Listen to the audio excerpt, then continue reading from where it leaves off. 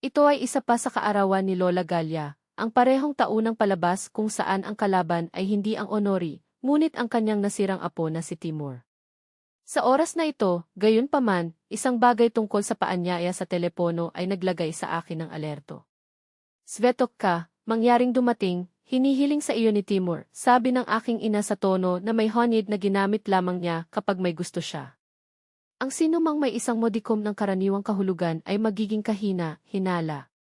Pagkatapos ng lahat, naalala lang ako ni Timur kapag may kailangan siya. Huling oras, ito ay isang kahilingan para sa isang upuan sa paglalaro na sinamahan ng maling papuri para sa aking pagluluto. Pagkalipas ng 2 linggo, sinabi niya sa mga kaibigan sa gusali na sinubukan kong maging isang ina, ngunit nabigo ng malungkot. Ang kanyang mga salita. Nalaman ko ang tungkol dito mula sa isang malayong pinsan.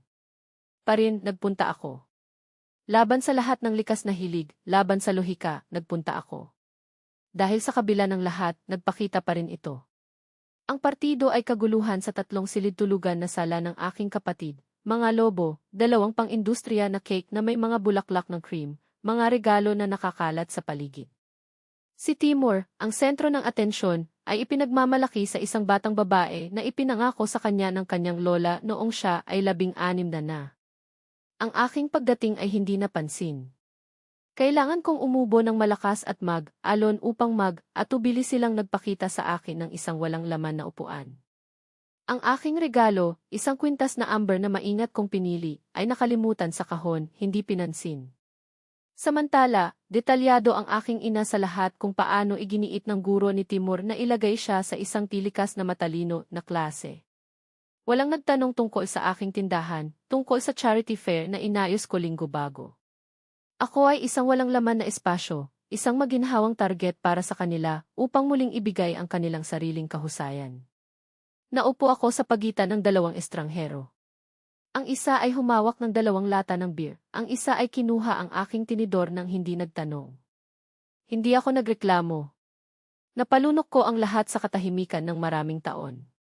Hanggang sa bumangon si Timur, lumapit sa akin ng isang baso na puno ng soda at, tinitingnan ang aking mga mata, itinapon ang buong nilalaman sa aking kandungan.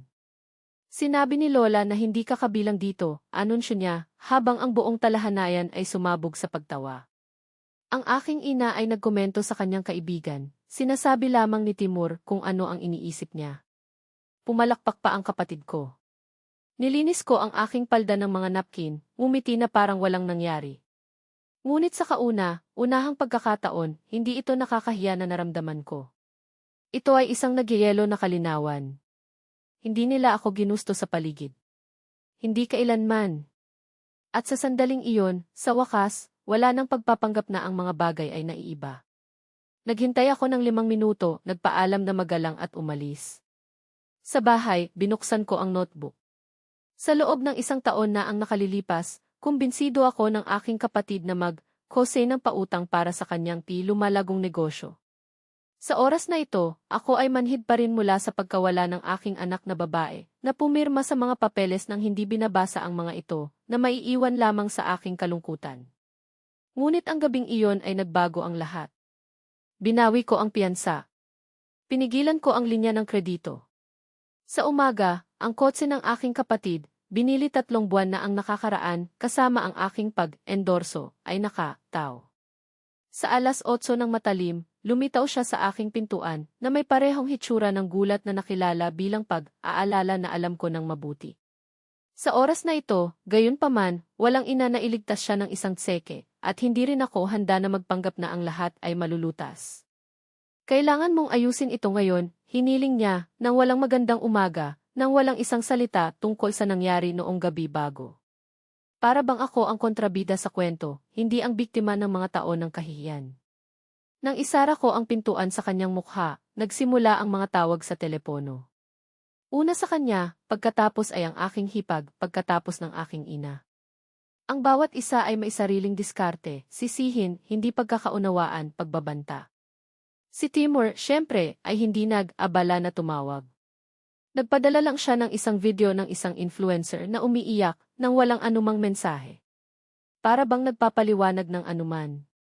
Sa gabi, isa pang sorpresa, umalis ako ng huli at natagpuan ang aking sasakyan na vandalize. Ang mga susi na scratched sa metal, side mirror rip-off, likuran window shattered. Hindi ko na kailangang tumingin sa malayo, ang mga security camera ay nagpakita kay Timur at isang kaibigan na hinila ni Hoods, nagtatawanan. Kapag ang isa sa kanila ay nag-film at ang isa ay nagsulat ng isang bagay sa aking kotse na may pulang spray. Wala akong tumawag. Hindi ako sumigaw, hindi ako umiyak, hindi ako gumawa ng isang eksena. Napanood ko lang ang pagkawasak sa katahimikan, alam na sa unahang pagkakataon sa isang mahabang panahon, gumawa ako ng tamang pagpipilian. Tumawid sila sa linya. At sa wakas ay nagpasya akong hindi na pahintulutan ito. Ang nakamamanghang tanawin ng isang hindi magandang ginawa na rap video, si Timur na nagmumula tulad ng isang thug, ang kanyang kaibigan na naghahagis ng isang florera ng mga bulaklak sa mga hakbang ng merkado, hindi man lang ako kumurap.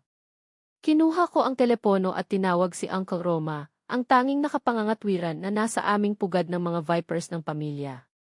Dumating siya ng mas mababa sa kalahating oras, napanood ang mga imahe sa katahimikan. Nang matapos siya, umupo siya pabalik sa kanyang upuan, na dial ang pulisya, at ibinigay sa akin ang telepono. Walang mga talakayan. Hindi ako ang tumawag, nanatili siya hanggang sa katapusan ng patotoo. Ang pulisya ay magalang ngunit masalimuot. Hindi ito ang unang akusasyon laban kay Timur Mikhailov. Ang mga insidente ay naitala na sa paaralan, paninira, pagsalakay sa pribadong pag-aari. Hanggang doon, ang lahat ay hindi parusahan. Ngunit sa mga larawang iyon, walang makatakas. Sa umaga, lumitaw muli si Mikhail. Sa pagkakataong ito ay tinawag niya ako habang naglalakad siya pataas at pababa sa bangketa sa harap ng aking bahay, na para bang inaasahan niyang umalis ako kasama ang aking ulo, humingi ng kapatawaran. Nang mapagtanto niya na hindi niya makuha ang gusto niya, nagsimula siyang mag-aralgal. Hindi ko maintindihan ang lahat, ngunit ang ilang mga salita ay pinutol sa hangin, traitor, walang puso, ikinalulungkot pa rin niya ito. Pagkatapos, ito ang turn ng aking ina. Isang mensahe ng boses, tuyo bilang yelo, hindi ko alam kung ano ang dumating sa iyo, Svetlana. Para sa pera, ginagawa mo ba ang iskandalo na ito? Para sa laro ng isang bata, nais mo bang sirain ang pamilya? Hindi pa rin nila maintindihan. Wala sa kanila. Hindi ito tungkol sa kolya, o ang sirang baso, o ang mga utang. Ito ay tungkol sa mga taon na ginagamot tulad ng mahihirap na kamag, anak, ang isang disimulado dahil sa awa, ang hindi minamahal ngunit ginamit. Ito ay tungkol sa mabagal, kinakalkula na pagguho, ang kanilang pagkumbinsi na kung hindi ako sumabog, ito ay dahil hindi ko napansin. Akala nila yumuko ako. Sa halip, sa unahang pagkakataon, nakita ko ang kanyang perpektong crack sa mundo, at iyon lamang ang simula. Ang formal na akusasyon ay dumating mga araw mamaya, pinsala sa pag-aari, Artikulo 167 ng Russian Penal Code. Ang pinsala ay lumampas sa threshold para sa krimen. Karagdagang, vandalism at pang-aabuso sa kapangyarihan. Dahil si Timur ay hindi pa 16 na taong gulang, ang kaso ay tinukoy sa inspektor ng Juvenile Affairs. Si Mikhail at Olga ay tinawag sa istasyon ng pulisya. Gamit ang mga imahe, walang pagtanggi dito, ang nasiyahan na mga mukha, ang spray ay maaaring nasa kamay, ang kilos para sa kamera. Hindi ako nakaramdam ng tagumpay at hindi ko rin itinuturing na matagumpay ang aking sarili. Binuksan ko lang ang tindahan tulad ng dati, inalis ang sirang plaster sa hagdan at bumalik sa trabaho. Ngunit hindi tumigil ang telepono. Sinabi sa akin ng mga kliyente na sinabi ni Mikhail sa mga tao na alam niya na pinagsama ko ang lahat, pinagsama ang mga pag-record. Ang isa sa aking mga supplier ay nakatanggap ng pagbisita mula sa aking ina, na binalaan ako tungkol sa aking mga problema sa nerbiyos mula sa trahedya. Hindi ako gumanti. Sa halip, umupo ako at nagsimulang map ang bawat thread na nakakonekta sa amin. Lahat ng mga nooses na ako ay bobo na nakatali sa paligid ng aking sariling liig. Ang linya ng kredito ay nagyelo na. Pagkatapos ay dumating ang sablis na kontrata para sa kiosk ni Olga sa pamimili sa Europa, nakalista din ako bilang garantiya. Pagkatapos ay kumuha para sa kanyang tindahan sa Wildberry. At ang cash register, ang mga kontrata sa Tinkoff, Agnip. Lahat ng bagay na nakabitin sa aking pangalan. Ang pagkakamali ko. Masyadong mapagbigay, masyadong nagtitiwala. Ngayon, kinontrol ko. Sa pagtatapos ng linggo, sinira ko ang lahat ng mga relasyon sa pananalapi, kinansela ko ang pagkuha ng mga kontrata, binawi ang mga kapangyarihan ng abogado. Nagpadala ng isang kahilingan sa Federal Revenue Service upang alisin ang aking data mula sa lahat ng mga dokumento na naka-link sa edit nito. Hindi sila makakatanggap ng isang solong pagbabayad ng walang mga tseke na hindi nila handa. Pamamaraan. Malamig. Epektibo. Ang tindahan ni Olga sa Wellberry ay naka-lock sa loob ng 2 araw. Ang sublease contract ni Michael ay walang bisa. Sa pintuan, post ang mga paunawa ng pagtatapos.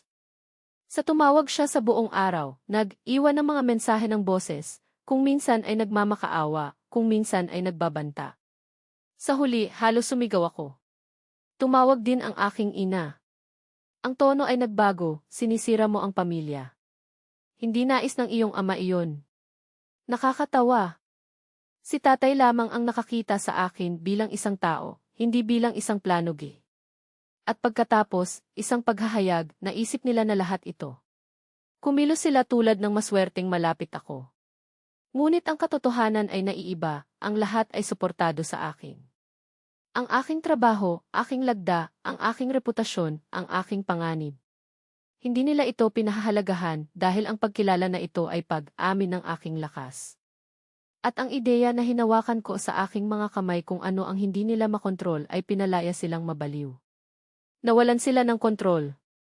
Dumating ako sa bahay. Ang window ng tindahan muli ay nabasag. Hindi man lang sila nag-abala upang itago ito. Sa lupa, isang bato na may isang tala na nakalakip ng isang nababanat na banda. Mag-iisa ka lang para sa natitirang bahagi ng iyong buhay. Hindi ako natatakot o galit. Kinuha ko ang bato, natigil ang tala sa dingding ng imbakan at tinawag muli si Uncle Roma. Kinaumagahan, dumating siya kasama ang isang abogado, sa oras na ito, para sa totoo. Kriminal na aksyon. Proseso ng sibil. Pinsala sa moral pagkawala ng kita. Lahat ng pinapayagan ng batas. Hindi ako nagtaltalan, hindi ako nag-atubiling. Hindi na ito tungkol sa mga kaarawan, o tungkol sa kolya, o tungkol sa mga window panes. Ito ay tungkol sa pagguhit ng isang linya, makapal, tiyak. Hindi na sila pamilya. Sila ay mga tao lamang na may parehong apelyido. Itinakda nila ang petsa para sa pagdinig ni Timur sa Juvenile Inspectorate. Ngunit ang kaso ng sibil ay hindi lamang laban sa kanya. Kasama dito ang pinsala sa tindahan, kotse, at sistematikong pagbabanta. Inutusan ni Uncle Roma ang abogado na huwag hayaan ang anumang mga detalye na madulas. Mayroon kaming mga pag-record, tala, mga saksi at isang walang tigil na propesyonal. Akala ko sila ay umatras na mag-panik sila sa likod ng mga eksena. Ilusyon. Pagkaraan ng 2 araw, isang mensahe ng boses mula sa isang hindi kilalang numero. Halos tinanggal ko ito, iniisip ko na ito ay spam, ngunit may nagpakinggan sa akin. Isang bata, nanginginig na tinig, ang pangalan ko ay si Ana. Nagtrabaho ako sa kiosk ng iyong kapatid, ang isa na nagsara. Noong una, hindi ko maintindihan kung ano ang nangyayari, ngunit nang marinig ko ang tungkol sa proseso, naalala ko ang isang bagay. Narinig niya, mga linggo na ang nakakaraan, pinaplano ni na Mikhail at Olga kung paano ipahayag ako. Sa oras na iyon, hindi ko alam kung sino ang kanilang pinag-uusapan. Ngayon, naintindihan ko. At idinagdag niya, ang pangalawang window ay sinira niya ang kanyang sarili. Tumawag ako kaagad. Sagot ni Ana, nanginginig pa rin ang boses niya, pagod na akong manahimik. Mayroon siyang mga screenshot ng pag-uusap ng messenger, hiniling ni Mikhail na bumili ng pintura, hinihingi ang mga ulat. Binigyan ko ang mga detalye ng kontak ng abogado. Ipinadala niya ang lahat. Nang gabing iyon, isa pang babae ang nakipag-ugnay. Tinulungan ko si Olga sa online na tindahan. Ito ay naging maling mga invoice sa aking pangalan na parang ako ay isang kapareha. Ginamit nila ang aking pagkakakilanlan upang isara ang mga kontrata, kumuha ng mga deadline, at kahit na ibabalik ang mga kalakal na parang may depekto. Ipinadala niya ang lahat kay Uncle Roma bago madaling araw. Ang kaso ay nagmula sa pagiging isang simpleng paninira sa isang malubhang akusasyong kriminal, pandaraya, pagpapatawad, iligal na paggamit ng personal na data. Update ng abogado ang petisyon sa loob ng ilang oras. Hindi sila handa. Hinintay ko silang mag-panic para humingi sila ng paumanhin para sa kanila na ikulong. Para bang mangyayari ito? Huli sa gabi, narinig ko ang ingay sa ibaba. Sinuri ko ang intercom camera sa aking cellphone. Si Mikhail, Olga at ang aking ina ay nakatayo sa harap ng tindahan, hindi gumagalaw, nakatingin lamang sa bintana na parang naghihintay ng isang bagay. Pagkaraan nito, kinuha ni Mikhail ang kanyang telepono at nagsimula ng live sa essay. Napanood ko ito sa totoong oras. Tinawag niya akong isang parasito. Sinabi niya na nag-isip ako tungkol sa pagkamatay ng aking anak na babae, na palagi akong nagbubulong tungkol sa aking trahedya upang mangalap ng pera. Para bang nawalan ako ng layunin ng kolya, na parang 6 na buwan sa ospital ng mga bata, ang walang tulog na gabi sa kama, ang walang laman na silid ay isang plano lamang ng Machiavellian na manipulahin ang pamilya. Na sinusubukan kong sirain ang lahat, na kailangan ko ng tulong sa psikiatriko. Tumayo ang aking ina sa likuran niya, tumawid ang mga braso, nakaharap kay Stony. Hindi isang salita. Wala. Pagtatangka na pigilan siya. Hindi nila alam na pinapanood ko sila mula sa bintana ng apartment sa itaas ng tindahan. Hindi ako sumigaw. Hindi ako tumakbo sa ibaba.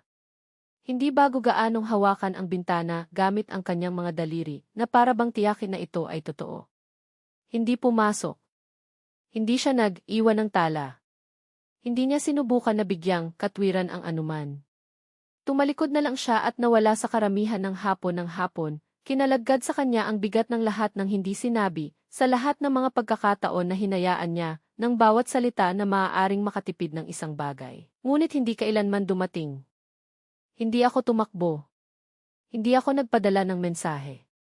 Hindi ko pinayagan ang sandaling iyon na maging isa pang ikot ng isang laro na nanalo na ako nang hindi kinakailangang maglaro. Sapagkat ang tagumpay ay wala sa pangungusap ng hukom, o sa dumaraming bilang sa bank account, o kahit na wala silang buhay sa aking buhay. Doon, sa mga 5 minuto na katahimikan sa harap ng bintana, ang tahimik na pagkilala na, habang nakikipaglaban pa rin sila ng mga multo mula sa nakaraan, nagtayo na ako nang hinaharap ng wala sila. Noong Lunes, ang koponan ay dumating ng mas maaga kaysa sa dati. Nagdala sila ng kape, homemade cake at isang enerhiya na umiiral lamang kapag alam ng mga tao na sila ay bahagi ng isang bagay na mas malaki kaysa sa kanilang sarili. Isa sa mga batang babae, ang parehong nag-alerto sa akin sa pagbisita ng aking ina, nag-iwan ng isang maingat na sobre sa mesa. Sa loob, isang nakalimbag na larawan mula sa security camera, ang aking ina, sa profile, kasama ang kanyang kamay ay nagpapahinga pa rin sa baso, at ang pagmuni ng kilusan sa loob ng tindahan na inaasahang nasa kanyang mga mata. Sa likuran, isang pangungusap na isinulat ni Hand, sa nanginginig na sulat, kamay, minsan, kung ano ang hindi natin sinasabi na sumisigaw ng malakas. Itinago ko ang larawan sa isang drawer, sa pagitan ng mga kontrata at mga plano sa pagpapalawak. Hindi bilang isang tropeo, hindi bilang isang masakit na memorya, ngunit bilang patunay na kahit ang katahimikan ay maaaring maging isang sagot. At marahil ang pinakamatapat sa lahat. Nagpapatuloy ang buhay. Nadagdagan ang mga order. Dumating ang Chamber of Commerce Award na sinamahan ng isang artikulo sa lokal na pahayagan na nagtatampok hindi lamang sa paglago ng negosyo, ngunit ang kwento sa likod nito, paano maging sakit sa pagkakataon. Hindi ako ang nagmungkahi ng pamagat. Hindi ko kailangan. Ang ilang mga mamamahayag ay may masigasig na mata para sa kung ano ang talagang mahalaga. Minsan, sa gabi, kapag isinasara ko ang tindahan at gumugol ng ilang minuto na nag-iisa sa mga istante, iniisip ko ang tungkol sa mga taong pinipilit pa ring makita ako bilang nasirang babaeng dati. Hindi nila maintindihan, wala nang silid para sa galit. Wala nang enerhiya para sa sama ng loob. Ang naiwan ay isang butas na kalinawan, tulad ng ilaw sa umaga pagkatapos ng isang bagyo. Pinili nilang maging manonood. Pinili kong maging totoo. At sa pagtatapos ng araw, ang katotohanan ay laging nanalo.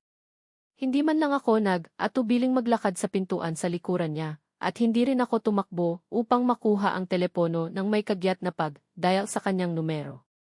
Ipinagpatuloy ko lang ang pagpahid sa mga istante ng salamin at sinuri ang kahera ng araw, sapagkat, sa sandaling iyon, ang kanyang hitsura ay walang kahulugan kaysa sa anino ng isang passerby na nawala sa bangketa sa takip-silim. Isang kakaibang bagay ang katotohanan. Wala akong puot sa pamilyang ito na nagdadala ng aking apelyido. Hindi ko pinalampas ang mga tanghalian sa linggo, kung saan ang bawat kutsara ng sopas ay tinimplahan ng mga paghuhusga, kung saan ako ay dagdag sa teatro ng ibang tao, kung saan ang aking mga salita ay may bigat ng isang walang laman na etyo. Hindi ko hinihintay ang ina na nagpalawak ng kanyang proteksyon sa sinuman ang pusa ng kapitbahay, ang asawa ng pinsan. Isang estranghero sa tren ngunit hindi kailanman sa anak na babae na nawalan ng isang anak na lalaki at kailangan lamang ng isang maliit na init ng tao. Minsan, kapag ang tindahan ay sumisira sa isa pang record o kapag ang lokal na pindutin ay nagtatampok ng aming mga inisyatibo sa pagkakaisa, ibinabahagi ko ang balita sa isang pinsan o iba pa, ang mga nagpapanatili pa rin ng sangkatauhan. Ginagawa ko ito ng walang triumphalism, nagsasaad lang ako ng mga katotohanan, alam ko na ikakalat nila ang impormasyon sa pamamagitan ng mga channel ng pamilya ng mas mabilis kaysa sa anumang alingaungaw. At doon, sa kanilang inuupahang apartment o sa bahay ng ilang malayong kamag, anak, maririnig nila ang tungkol sa aking mga hakbang at maunawaan nila. Ang kanyang mga sumpa ay naging mga pagpapala. Ilang tiya. Tinatawag nila itong maliit na paghihiganti, ngunit mas gusto kong makita ito bilang natural na batas ng mga bagay. Sinumang sumubok na malunod ako ay nalubog na nag-iisa. Natuto lang akong lumangoy. At ngayon, habang natutulog ako sa aking apartment sa itaas ng tindahan, nakikinig sa katahimikan na hindi nalaso ng mga peking ngiti, alam ko ang isang bagay, ang pinakamahusay na paghihiganti ay walang paghihiganti.